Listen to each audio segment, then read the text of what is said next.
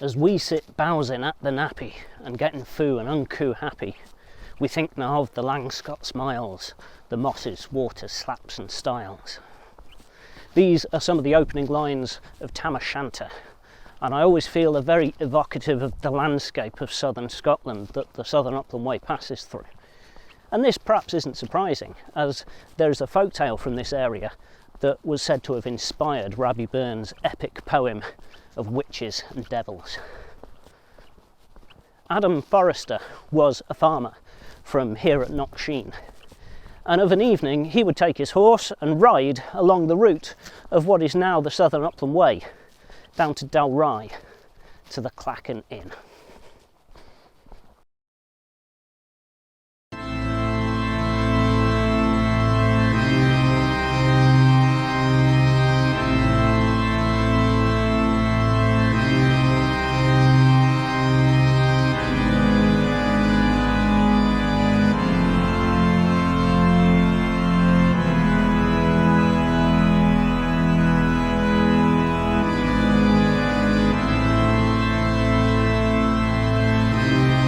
Because Adam was a regular in the pub, he was friendly with the landlady. She was called Lucky Hare, and although she was quite old, she still looked young and pretty. Adam often used to joke with her that she kept her good looks because she'd made a deal with the devil, and she would always respond, "Aye, that'd be right." One evening, Adam got to the pub, and Lucky Hare wasn't there. He spent the evening there as usual, and just before midnight, he left to head for home.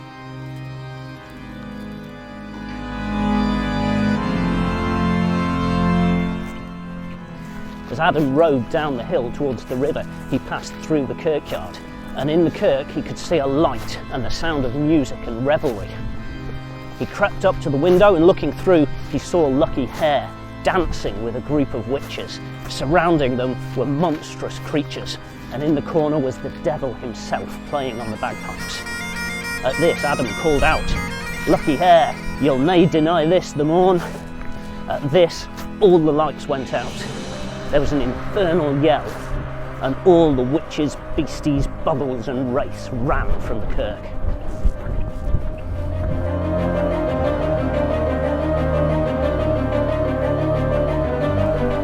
Adam leapt on his horse, rode down to the river and crossed at the ford. The monstrous host followed him, but unable to cross the running water, they had to run all the way down to the bridge, cross the river and then chase after him.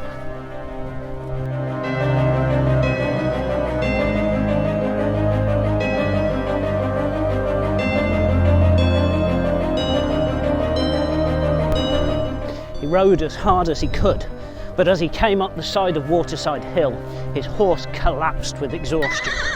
The witches and warlocks were surrounding him on all sides, so he drew his sword and cut a circle in the grass surrounding him and his horse.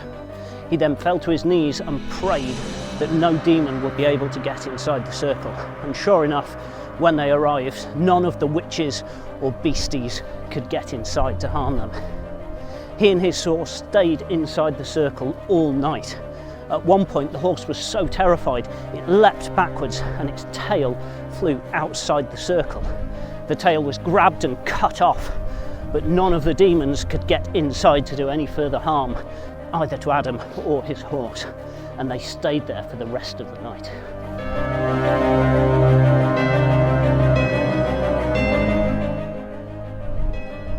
At dawn, just as the sun rose above the horizon, the side of the hill opened up, and all of the witches, warlocks, demons and imps were sucked back down into hell. Lucky Hare was never seen again, but the circle that Adam had cut into the hillside remained, and it is said it can be seen to this day.